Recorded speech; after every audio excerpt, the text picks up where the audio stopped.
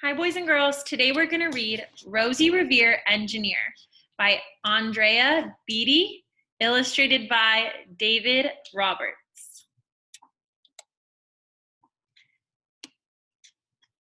This is the story of Rosie Revere, who dreamed of becoming a great engineer. In Lila Greer's classroom at Blue River Creek, young Rosie sat shyly, not daring to speak. But when no one saw her, she peeked in the trash for treasures to add to her engineer stash. And late at night, Rosie rolled up her sleeves and built in her hideaway under the eaves. Alone in her attic, the moon high above, dear Rosie made gadgets and gizmos she loved. And when she grew sleepy, she hid her machines far under the bed where they'd never be seen.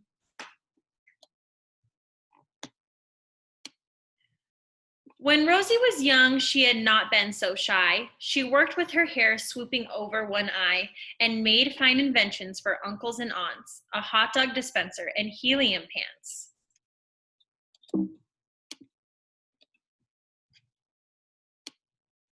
The uncle she loved most was zookeeper Fred. She made him a hat to keep snakes off his head. From parts of a fan and some cheddar cheese spray, which everyone knows keeps the pythons away. And when it was finished, young Rosie was proud, but Fred slapped his knee and he chuckled out loud. He laughed till he wheezed and his eyes filled with tears, all to the horror of Rosie Revere, who stood there embarrassed, perplexed, and dismayed. She looked at the cheese hat and then looked away. I love it, Fred hooted. Oh, truly I do.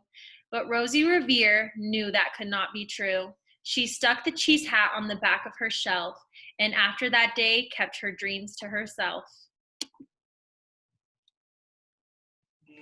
And that's how it went until one autumn day, her oldest relation showed up for a stay. Her great-great Aunt Rose was a true dynamo who worked building airplanes a long time ago.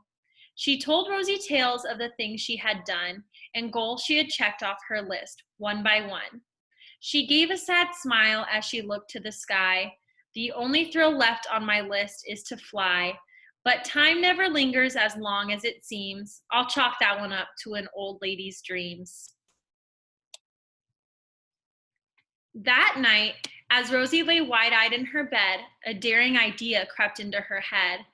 Could she build a gizmo to help her aunt fly? She looked at the cheese hat and said, no, not I.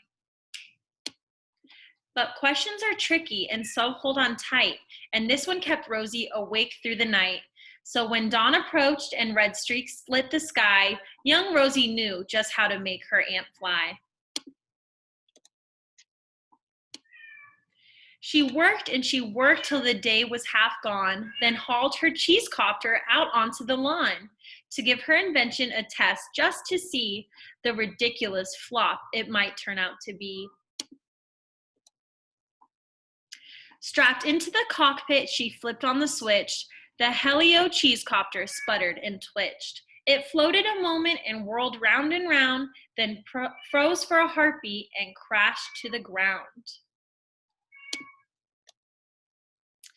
Then Rosie heard laughter and turned round to see the old woman laughing and slapping her knee.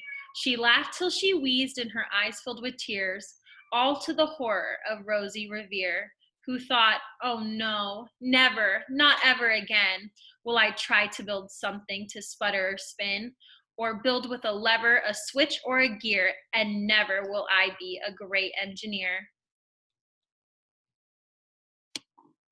She turned round to leave, but then great Aunt Rose grabbed hold of young Rosie and pulled her in close and hugged her and kissed her and started to cry. You did it! Hooray! It's the perfect first try. This great flop is over. It's time for the next. Young Rosie was baffled, embarrassed, perplexed. I failed, said dear Rosie. It's just made of trash. Didn't you see it? The cheese copter crashed. Yes, said her great aunt, it crashed, that is true, but first it did just what it needed to do.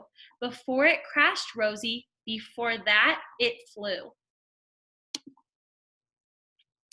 Your brilliant first flop was a raging success. Come on, let's get busy and on to the next.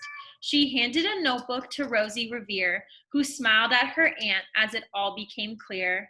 Life might have its failures, but this was not it. The only true failure can come if you quit. They worked till the sun sneaked away to its bed.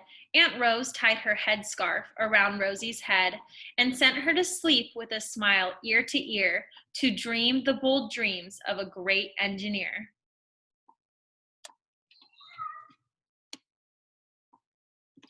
At Blue River Creek, all the kids in grade 2 build gizmos and gadgets and doohickeys too.